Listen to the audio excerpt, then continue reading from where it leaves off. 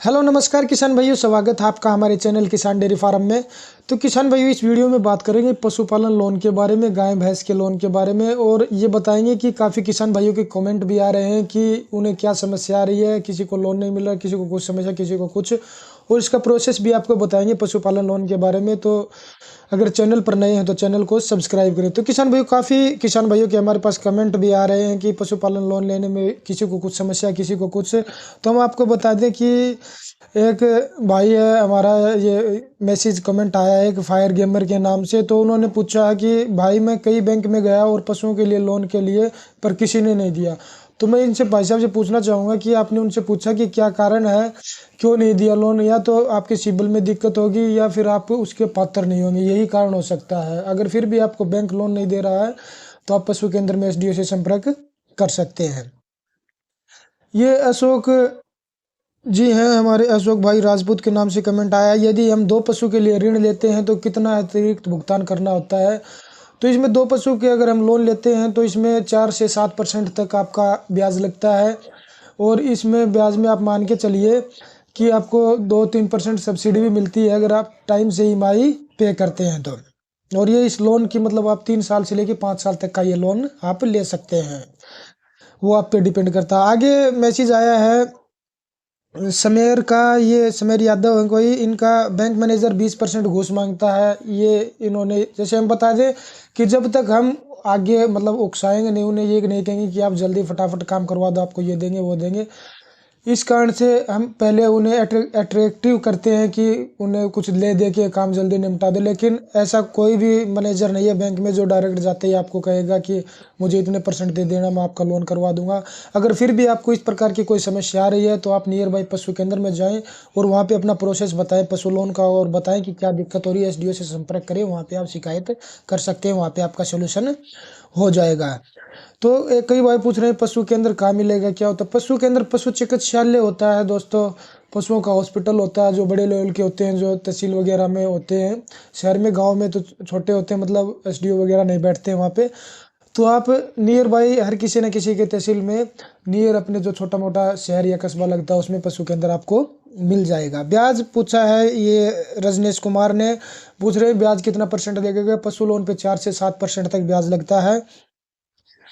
तो इसलिए हम बता दें कि पशु लोन अगर आप लेना चाहते हैं तो आप सबसे पहले स्कीम के बारे में जानकारी हासिल करें दोस्तों। सबसे पहले आप पशु केंद्र में जाएं, वहाँ पे एसडीओ से संपर्क करें और उन्हें बताएं कि आप कितनी गाय भैंस पे कितना लोन लेना चाहते हैं। कि 1 भैंस का लोन लेना है, आपको 2 भैंस का लेना है, तो 1-2 भैंस का तो आसानी से लोन आपको मिल जाता है। उनसे पूछे कि कौन सी स्कीम चल रही है अभी फ़िलहाल में जिससे मैं ये लोन ले सकता हूँ, मुझे फ़ायदा हो सके। तो वो आपको बता देते हैं कि पूरा प्रोसेस क्या होता है। वहाँ से ही आपको मतलब फॉर्म वगैरह भरना पड़ता है, बाद में बैंक का प्रोसेस शुरू होता है। जब वो वेरीफाई करते हैं सब कुछ और वो अप्रूव करते हैं, तभी बैंक आपका लोन अप्रूव करता है। तो इसमें हम आपको बता दें कि आगे मैसेज, कोई इस प्रकार का मैसेज नहीं है जिसमें आगे बैंक वालों से बोलो कि गरीब को लोन दे। एक भाई ने पूछा है कि बैंक वालों से, देखिए ये जो लोन की व्यवस्था है, अमीर लोग तो इसको मतलब 1 भैंस का 1 गाय का लोन लेके क्या करेंगे? 80-90 हज़ार, 2 लाख में, लाख में उनका कुछ काम नहीं चलेगा। अगर जो 1-2 करोड़ का मालिक है, पैसे वाले हैं, वो 60-70 लाख रुपए जिसके पास पहले से हैं, ये गरीबों के लिए ये योजना होती है पशुपालन की। गाँव के किसान, क्योंकि खेती के साथ में उनका व्यवसाय चलता है। तो आप पशु केंद्र में जाए और वहाँ से ही सारा प्रोसेस समझे और अप्लाई करें। और अगर आपके पास नज़दीकी बैंक है तो अगर आपका बैंक में सोल्यूशन हो जाता है, लोन होता है आपका, तो आप पहले बैंक में भी संपर्क कर सकते हैं। और जिनका किसान क्रेडिट कार्ड है उनको पशुपालन के लिए लोन, मतलब पशु के लिए लोन आसानी से मिल जाता है। जिस बैंक में किसान क्रेडिट कार्ड चल रहा है वहाँ पे गारंटी के तौर पर उनका, उसमें वो अपडेट कर देते हैं तो उसे लोन मिल जाता है। तो बैंक वाले देखिए कई काफ़ी स्कीम, तो एक भाई ने पूछा कि बैंक वाले कागजात मांगते हैं ज़मीन के। तो काफ़ी स्कीमों में तो देखो 1-2 गाय भैंस का लोन लेते हैं तो उस पे कोई वो नहीं मांगते हैं, कागजात नहीं मांगते हैं।